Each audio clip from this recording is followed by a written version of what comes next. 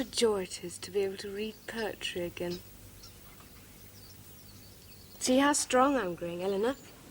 Already I can enjoy a little light Cooper. Very soon I shall be able to digest even Pope and Dryden.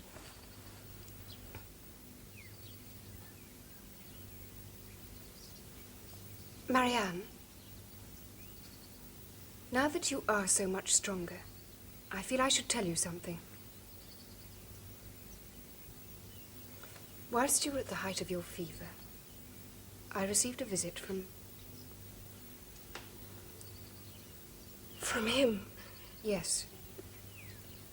Elinor, I hope you didn't speak to him. I hope you turned him from the door. I had a mind to, but Marianne, his distress was so genuine and his concern for you so deep that I could not. So? He did love you, Marianne, and indeed still does. But his dread of poverty was such that he married a rich wife, and now he is suffering for it. Suffering? Oh, he has acted abominably, I know. He knows it himself and freely admits as much. But, Marianne, there is something good in him. Must be that he should feel and speak the way he did.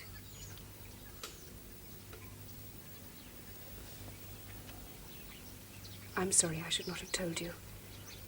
But I had hoped that the wound had healed. Oh, I feel nothing. I can assure you, nothing at all. I'm afraid that is not true, sister.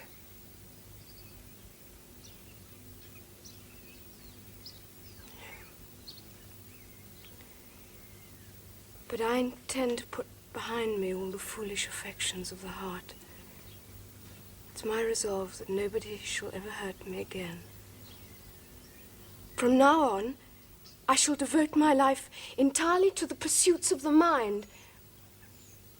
Is that quite understood, sister? Yes, of course, sister. Perfectly.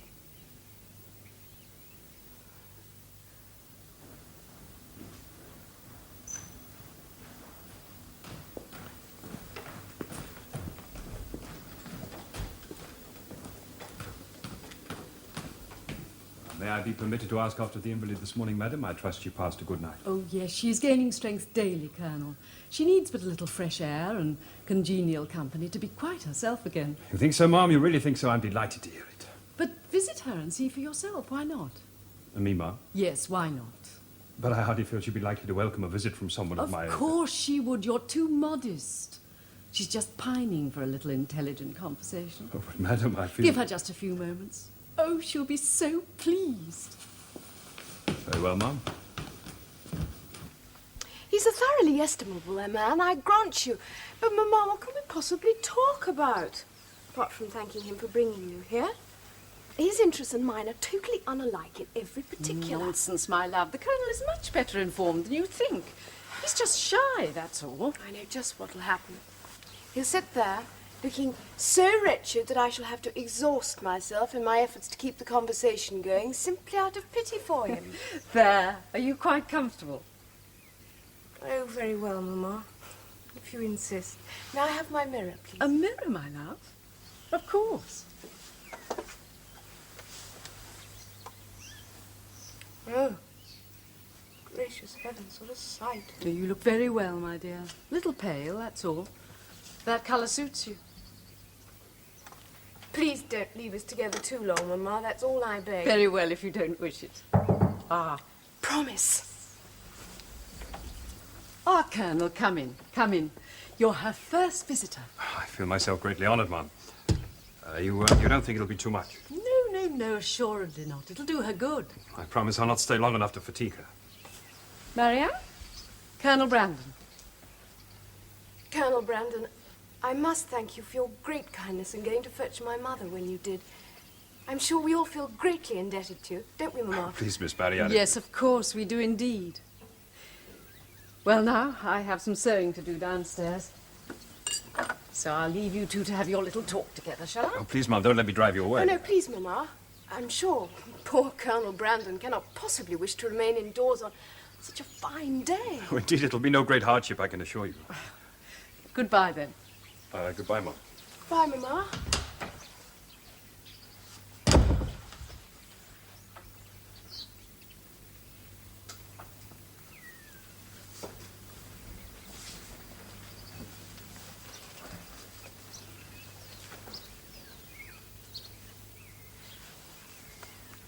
Are you familiar with this part of the countryside, Colonel Brandon?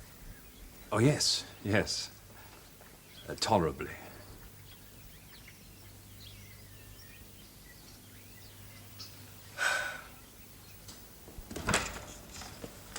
Ah, there you are.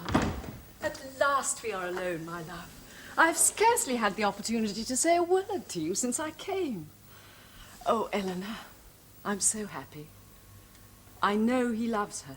Who, Mamma, loves whom? Why, Colonel Brandon. He told me so himself. Well, not in so many words. But he opened his whole heart to me as we travelled. Oh, Colonel Brandon loves Marianne, you mean? Oh, Elinor, you are never like me, or I should wonder at your composure. He came out quite unawares, without design. He just could not conceal his distress. And I suppose thinking that mere friendship would not justify such strong feelings, made me acquainted with his tender, constant affection for her. He has loved her, Elinor, ever since the first moment of seeing her. Indeed, Mamma. I'm sure his regard for her far surpasses anything that Willoughby ever felt, or professed to feel. Oh. Such a noble mind, such openness, such sincerity. Nobody can be deceived in him. Do you really think so, Mamma? I'm quite sure of it, my love. I'm convinced of it. Oh, Mamma. But that's extraordinary. I must make it my business to read it again after what you say. But I feel I should warn you that he uses, well, certain words and phrases that might be offensive to a young lady. I hope you will not condemn me for my recommendation, Miss Dashwood. Colonel Brandon, you do me a grave injustice. Strong or vigorous language will never offend me where its use is truly poetic and for the purpose of heightening the picturesque, whereas the same phrase in the mouth of someone of low intelligence and no sensibility might well be utterly abhorrent. My sentiments exactly, and admirably phrased. Well, now, my darling, you mustn't get overtired. I beg your pardon, Ma'am. Oh, no. Sit down. Wait a minute. John Donne, Andrew Marvell, and of course Edmund Spenser. Well, I confess this is all quite a revelation to me, Colonel Brandon. You have made me see that up to this moment my taste has been built on far too narrow a foundation. And I was about to observe that you had done exactly the same for myself. I have to admit that Cowper has hitherto been almost unknown to me. Cooper. Oh, Cooper. Marianne, it really is time you were back in bed. Yes, I really must be going. I fear I have fatigued her with my thoughtless chatter. I'm I'm not in sorry. the very least fatigued, thank you. Come and see her again, Colonel, if you'd be so kind. Tomorrow morning, before we leave. Oh, thank you, Ma'am. I'd like to. And thank you, Miss Marianne, for a most enjoyable conversation. Oh, I hope we may continue it when you come to Barton, Colonel Brandon.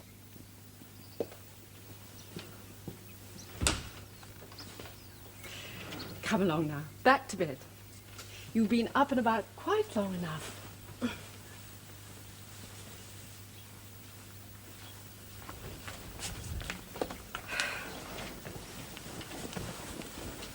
There's a well-stocked library in Barton Park, but nobody ever uses, is there not, Mamma? Yes, I believe so. Now wrap yourself up warmly, my darling. We don't want you catching cold again. If Sir John will give me permission, I intend to use the period of my convalescence for the furtherance of my knowledge and understanding. But why do you look at me like that, Mamma? Is that so strange? No more now. Don't forget we have a long journey ahead of us tomorrow.